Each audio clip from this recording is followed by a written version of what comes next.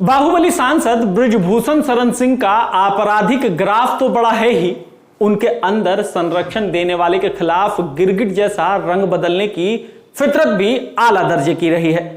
Hand grenade के धुएं के साथ राजनीति में कदम बढ़ाने वाले बृजभूषण को गोंडा जिले के रसूखदार राजपूत लाट बख्श सिंह के परिवार ने आर्थिक मदद देकर आगे बढ़ाया।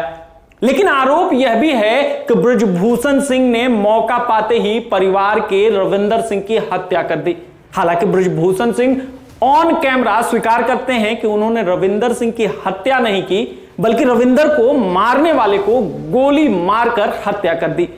लेकिन रविंदर सिंह के भाई व पूर्व मंत्री विनोद उर्फ पंडित सिंह अपने भाई की हत्या का आरोप बृजभूषण शरण सिंह पर लगाते हैं। जब तिहाड़ में था तो रसूख इतना कि अटल बिहारी वाजपेयी लिखते थे चिट्ठी।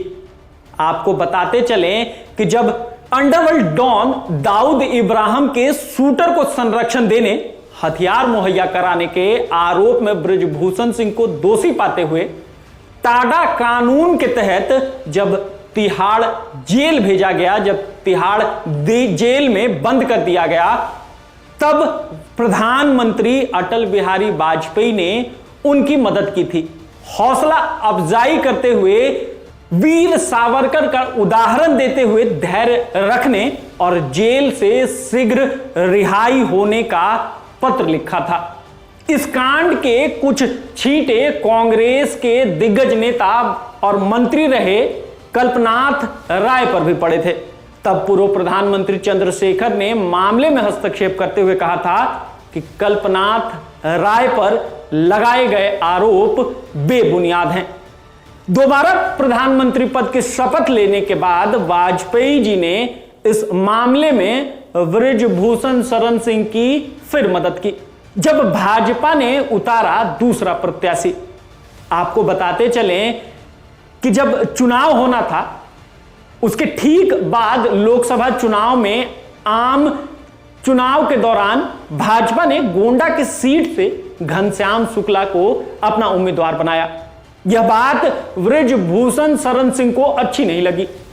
पार्टी को सबक सिखाने के लिए खुन्नस में बृजभूषण शरण सिंह ने भाजपा उम्मीदवार व अटल बिहारी वाजपेयी के रिश्तेदार घनश्याम शुक्ला को रास्ते से हटाने की साजिश कर डाली।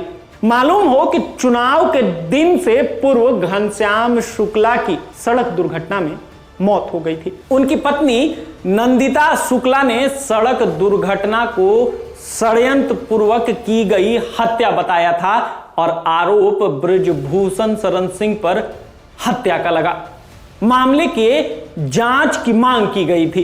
बृजभूषण शरण सिंह ने माना था कि अटल जी मानते थे कि मैंने हत्या कराई थी। बृजभूषण शरण सिंह खुद भी स्वीकार करते हैं कि घटना के बाद पूर्व प्रधानमंत्री अटल बिहारी वाजपेयी ने फोन कर शंका जताई थी, मैंने घनश्याम शुक्ला को मरवा दिया। रविंदर सिंह की हत्या के दशकों बाद उनके भाई पंडित सिंह से गिला शिकवा दूर होने के बाद साथ में व्यापार किया और उसे आगे बढ़ाया। बृजभूषण सिंह ने यह सिलसिला आगे बढ़ाया, साथ काम किया। जब दुश्मनी की दरार लगभग पट गई थी, उसी वक्त छोटी सी बात पर बृजभूषण सिंह ने फिर से रंग बदला और पंडित सिंह पर कातिलाना हमला करवा दिया। यह घटना बालीपुर कांड के नाम से अखबारों में सुर्खियां खूब पाई थी। घायल पंडित सिंह को मुलायम सिंह यादव के निजी पहल पर हेलीकॉप्टर से इलाज के लिए बालीपुर से लखनऊ लाया गया था। कई संगीन धाराओं समेत लगभग 3 दर्जन से अधिक आपराधिक मामलों में पंजीकृत बृजभूषण शरण सिंह के गुनाहों की फहरिस्त लंबी है।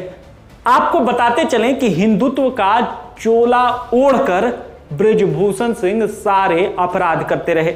वे आरंभ से ही हिंदुत्ववादी राम नामी ओढ़कर गुनाहों पर पर्दा डालने की कोशिश करते रहे, लेकिन अवसर आने पर रंग बदलकर समाजवादी पार्टी का दामन थामने में भी देर नहीं की। उन्होंने कभी संकोच नहीं किया। 50 से अधिक स्कूलों पर कब्जा कर देवीपाटन मंडल के शिक्षा माफिया के रूप में कुख्यात बृजभूषण शरण सिंह ने गोंडा शहर के बीचों बीच 15 एकड़ में फैले शहीद भगत सिंह इंटर कॉलेज को भी पिस्टल पॉइंट पर हथियाने की कोशिश की। सोसाइटी के रजिस्ट्रार को अपने घर पर बिठाकर स्कूल के प्रबंध समिति की नियमावली में परिवर्तन करने का दबाव डाला तथा पूरी की पूरी प्रबंधन समिति को बदलने को कहा। ज्ञात हो कि प्रबंधन समिति में एक नाम कुंडा के विधायक राजा भैया उर्फ रघुराज प्रताप सिंह का भी था। इसकी भनक जब राजा भैया को लगी तो उन्होंने कड़े शब्दों में विरोध किया। तब शहीद भगत सिंह इंटर कॉलेज से दूर रहने की हिदायत राजा भैया ने दी। बताते हैं कि बृजभूषण शरण सिंह ने व्यक्तिगत रूप से राजा भैया से मिलकर सफाई दी और इस कार्रवाई के लिए रजिस्ट्रार समेत अन्य लोगों को ही दोषी बता दिया। यह तो कुछ उदाहरण मात्र हैं। छटे हुए अपराधियों की तरह उनकी रंग बदलने की आदत भी पुरानी है। अब बेटियों के सामने भी हर बार पैतरा बदलते नजर आते हैं और नए नए पैतरे दिखाते नजर आते हैं। अब जबकि देश की नामी गिरामी महिला पहलवान यौन उत्पीड़न का आरोप लगाते हुए दिल्ली के जंतर मंतर पर पिछले 2 हफ्ते से धरना दे रही हैं, तब भी बृजभूषण आरोपों को न सिर्फ नकार रहे हैं बल्कि आए दिन अपने बयान भी बदल रहे हैं। जनवरी में जब पहलवानों ने आरोप लगाया था तब वह कह रहे थे कि मेरे खिलाफ कोई मामला नहीं है, अगर कोई मामला दर्ज होता है तो मैं तुरंत पद से इस्तीफा दे दूंगा, पद छोड़ दूंगा। जांच एजेंसियों जो सजा देगी मुझे वो स्वीकार करूंगा। 3 महीने बाद 23 अप्रैल को जब महिला पहलवान जंतर मंतर पर धरना देकर बैठ गईं, तब अगले दिन उन्होंने मीडिया के सामने बयान दिया था कि प्रधानमंत्री या सरकार का कोई जिम्मेवार व्यक्ति निर्देश देता है तो वह तुरंत त्यागपत्र देंगे, क्योंकि उन्हें पद का मोह नहीं है। अब वे फिर से रंग बदलते नजर आ रहे हैं।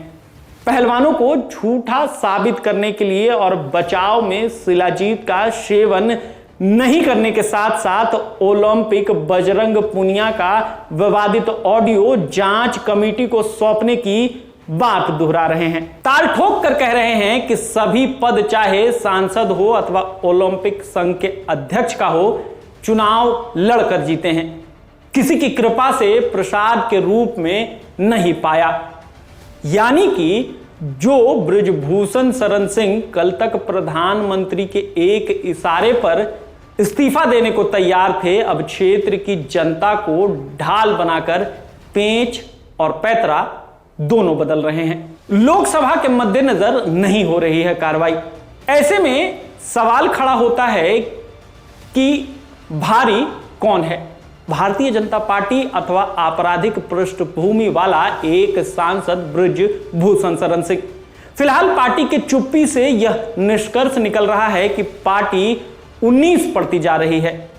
एक समय था जब भाजपा ने पार्टी की अवहेलना के आरोप में इसी बृजभूषण शरण सिंह को एक झटके में बाहर निकाल फेंका था। तब वे गुस्से में 20 जुलाई 2008 को समाजवादी पार्टी में शामिल हो गए थे। 2014 में आम चुनाव के पहले वह फिर घर वापसी कर लिए और भाजपा में शामिल हो गए। अब सबकी नजरें केंद्र सरकार द्वारा उठाए जाने वाले कदम की ओर लगे हुई हैं। वह इन फरियादी महिला पहलवानों की कब सुनती हैं। 18वीं लोकसभा का चुनाव भी सिर पर है। राजनीतिक पंडित गिन रहे हैं कि सांसद बृजभूषण सिंह का असर जो है गोंडा, बहराइच, कैसरगंज, बलरामपुर की सीटों पर अधिक है। अगर उन्हें हटाया जाता है तो इससे भाजपा को भारी नुकसान होगा। लेकिन सवाल तो यह भी है कि अगर बृजभूषण शरण सिंह भाजपा में बने रहते हैं तो देश प्रदेश में भाजपा की छवि का क्या होगा। आप बने रहें महाखबर के साथ। मैं सुधाकर सिंह, धन्यवाद।